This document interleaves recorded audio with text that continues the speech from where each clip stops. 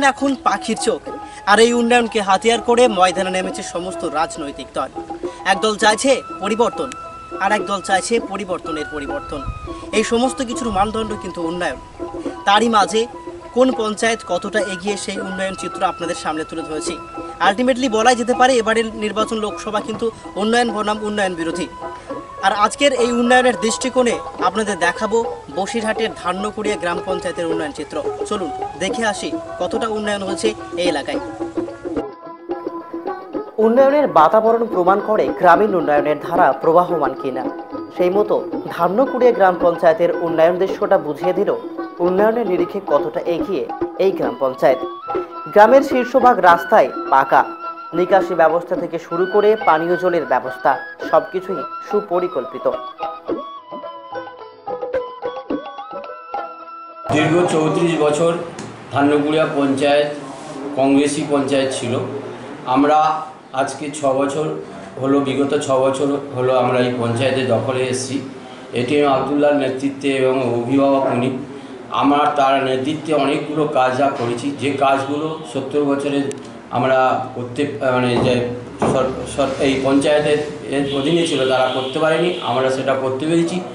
এবং আমাদের মমতা মুখ্যমন্ত্রী, যিনি আমাদের এই বিভিন্ন 28টা প্রকল্প যেটা করেছেন, সেই 28টা প্রকল্প থেকে আমরা বহু এখানকার এলাকার মানুষ উপকৃত হয়েছে। যেমন হচ্ছে আমরা বলি গীতাঞ্জলি ঘর পেয়েছি প্রায় 300 জন, প্রধানমন্ত্রীর ঘর যেটা আমরা পেয়েছি 500 জন, আর বার্ধক্য ভাতা বিধবা ভাতা আমরা এই পঞ্চায়েত থেকে 600 জনকে দিতে পেরেছি।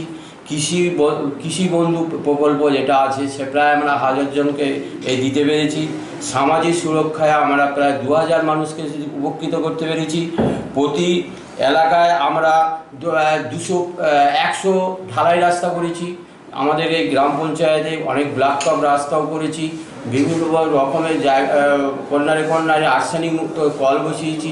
জলের প্রকল্পটাকে মানুষের বাড়িতে পৌঁছে দেওয়ার জন্য ব্যবস্থা করেছি।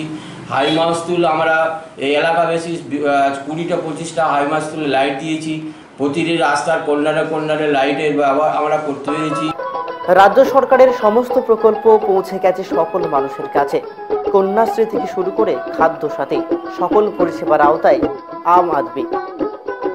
তোর নাম কি? আমার নাম শ্রেয়া সাধুকর। কন্যাশ্রী পেয়েছো? হ্যাঁ।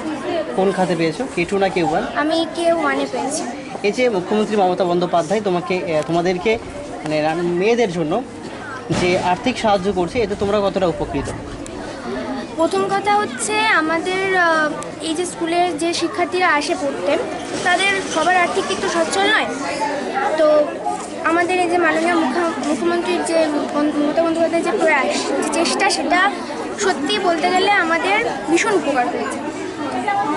যেমন আমাদের এখন যেটা আর কি বয়স, আমাদের এখানে তো সরকারি বই কম, আমরা মাধ্যমিক লেভেল, যেহেতু আমাদের বইয়ের পরিমাণ বেশি, আমরা এই টাকাটা দিয়ে বই কিনতে পারছি, ব্যাগ, খাতা, বই, এছাড়াও পেন, পেন্সিল, সব মানে আমাদের প্রয়োজনীয় মানে পড়াশোনার জন্য প্রয়োজনীয় যে সমস্ত জিনিসপত্র সবটাই আমরা পাচ্ছি কন্যাশ্রীর যেটা। তোমার কি স্বপ্ন আছে? বড় হয়ে কি হতে চাও?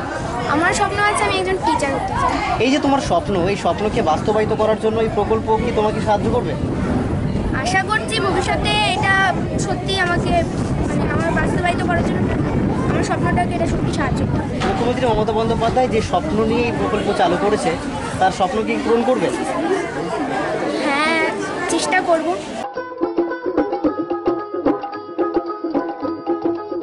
একইভাবে পঞ্চায়েতের প্রশংসায় পঞ্চমুখ বিদ্যালয় কর্তৃপক্ষ। ধান্যকুড়িয়া গার্লস স্কুল এখানে তো এক ঐতিহ্যশালী স্কুল। এই স্কুল থেকে আমরা বিগত কয়েক বছর কিছু কন্যাশ্রী দিয়েছি।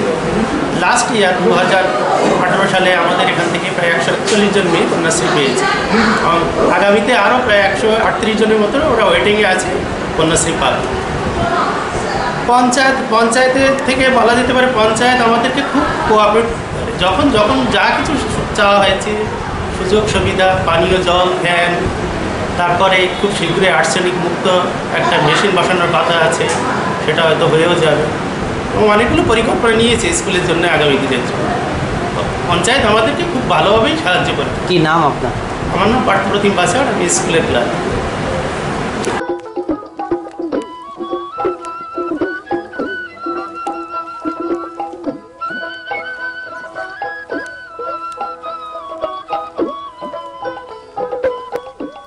এই পঞ্চায়েতের সবথেকে আকর্ষণীয় সত্যজিৎ রায় বিনোদন পার্ক, যা এখানকার ঐতিহ্য। ব্যস্ত জীবনে একটু স্বস্তি পেতে গ্রামের মানুষ ভিড় জমায় এখানে।